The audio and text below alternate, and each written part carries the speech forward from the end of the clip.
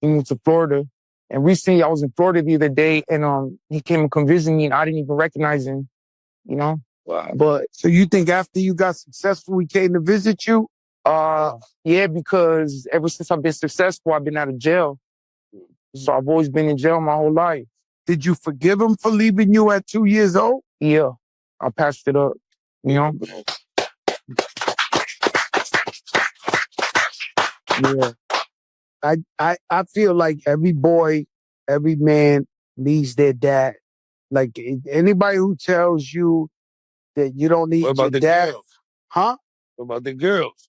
Yeah, the girls too, but what I'm saying is you need a father figure, man, to straighten you out, to make you go the right path, to be there for you when you need a man in your life. That's why I joined the hood, because I didn't have one.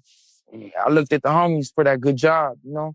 That shit felt good, getting it from the homies. So that's why I was putting in so much work, you know? Good job, good job, good job. You know, chasing a father figure. That's what led me into gangbanging so much. And I realized, you know, I gotta do something different. Are they happy for you or the homies? The homies. In the beginning, it was like my second day out of prison. The homie gave me a strap, boom, you know, gave me some money. And he's like, come on, let's ride. I'm like, nah, I'm gonna stay right here. You what? I said, I'm gonna stay home real quick.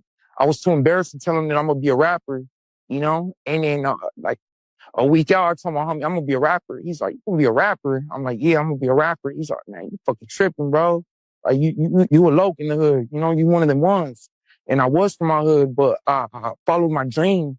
And then once it worked out, they seen it, you know, and now they embrace it. You know, I feel like I'm the first Latino that really opened the door for Latinos out here in LA to think that rapping is cool. And I do it my own way. Like I don't use the N-word, like, you know, just out of respect, you know, for the culture. And, you know, I'm paving my own way, you know. Respect that. Respect. Yeah.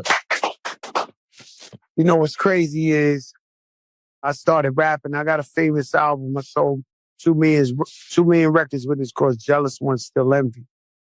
And I was out here, probably with Steve Lobel. We started a promo tour. This was Flojo, my first record.